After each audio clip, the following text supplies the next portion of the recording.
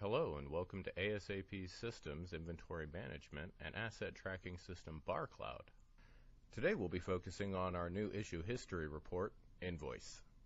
The new Invoice report does include a calculation for sales tax, so customers will need to modify it to adjust that to their local area.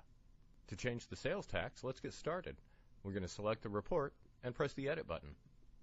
Once here in the Edit screen, we just need to go down to the dictionary, up to the variables, and open tax rate. Now we just need to modify the value here to show the decimal of your tax rate. Once the tax rate is set, all we have to do to run it is double click. It'll automatically create an invoice for every issue transaction that's ever happened in the system.